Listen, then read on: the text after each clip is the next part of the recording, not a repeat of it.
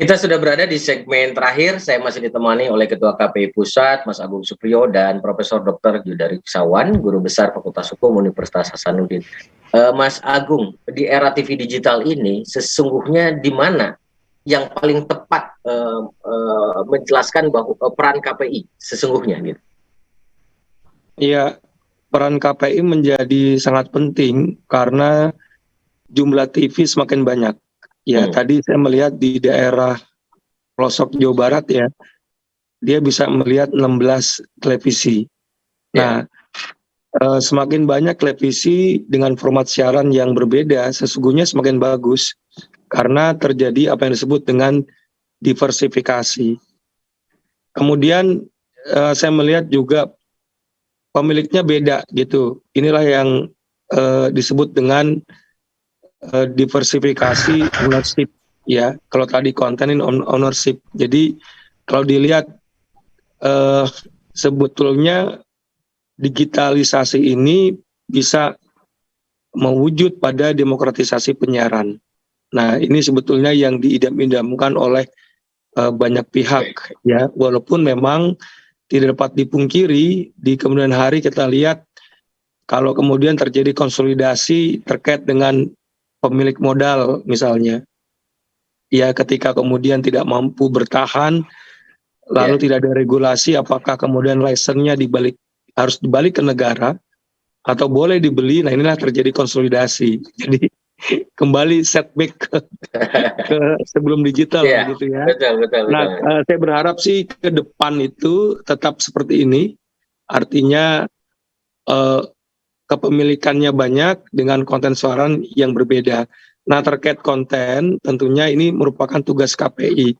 Jika ada TV dan radio, maka KPI akan menjadi relevan. Apalagi kemudian di Rakornas itu kami mendengar Ketua Panja Penyiaran Pablo Haris, ya beliau adalah pimpinan Komisi 1 DPR yang akan merevisi Undang-Undang Penyiaran. Rencananya tahun depan itu akan tuntas, akan disahkan, dan kewenangan KPI akan semakin berat. Tapi saya nggak mau bocorin nih beratnya di mana. Yang jelas akan semakin berat dan akan semakin relevan dengan kondisi kekinian dan yang akan datang. Wah, luar biasa. Ini ada bocor aja loh. Tapi saya ke Prof. Yuda. Prof, sebagai mantan Ketua KPI Pusat, Anda sendiri melihat sejauh mana KPI berperan di era TV digital ini? Apakah perlu ada semacam sebuah penguatan kelembagaan gitu kan? Untuk urusan yang tadi mewujudkan demokratisasi penyiaran seperti yang disampaikan Mas Agung ini. Ya, kalau secara internal saya kira sudah menjadi persoalan sejak lama ya. Soal KPI secara internal itu sesungguhnya ada masalah, terutama bagaimana keberadaan teman-teman Komisi Penyiaran Indonesia Daerah yang secara dukungan atau supporting dari pemerintah daerah itu kan tidak merata, apa istilahnya, kurang proporsional secara baik antara satu daerah dengan daerah lain, kurang istilahnya maksimal lah kalau saya katakan. Dan kadang-kadang juga teman-teman KPI itu ya, suara saya terdengar Kak Haris? Ya, jelas, silakan Prof. Okay. Jadi teman-teman KPI juga seringkali mengeluh terkait dengan persoalan anggaran, yang saya kira itu menjadi salah satu handicap yang perlu diatasi terlebih dahulu secara internal ya.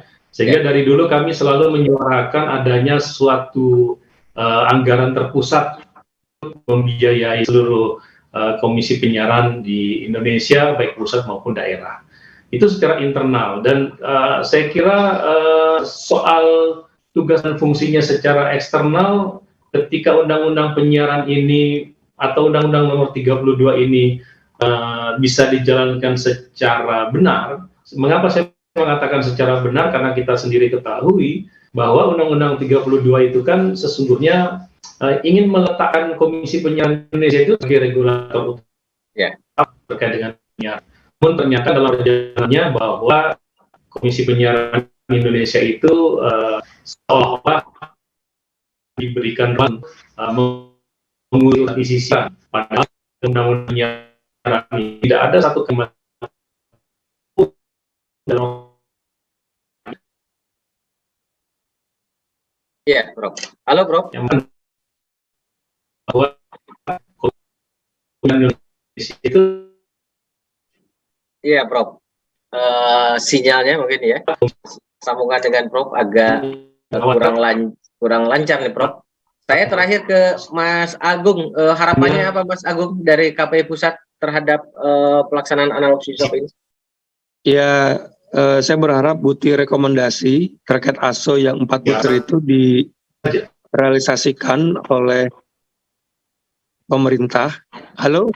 Ya, silakan, Prof. Ya, oleh pemerintah. Ini Prof Yuda, mungkin udah suaranya sudah benar, coba Prof. Ke Mas Agung aja dulu. Silakan, Mas. Itu yang pertama ya. Yang kedua, menyambung dari Prof Yuda bahwa betul selama ini memang KPI daerah itu, halo? Ya, silakan Mas Agung. Ya, mendapatkan perlakuan yang ya berbeda-beda dari Pemprov-nya begitu ya.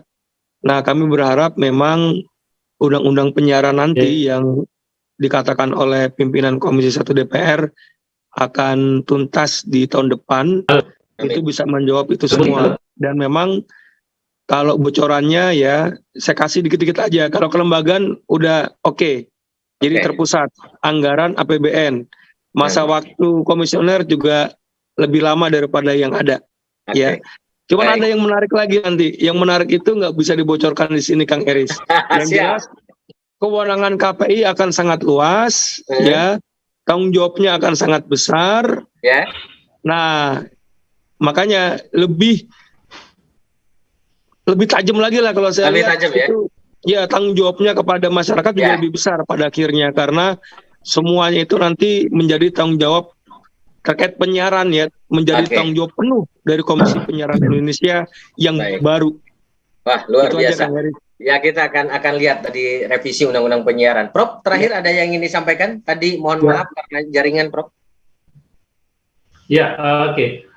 Saya kira kalau memang kelembagaannya akan diperkuat, ya tentu saja dari dulu kita mengharapkan itu ya, baik secara internal maupun perannya secara eksternal untuk masyarakat.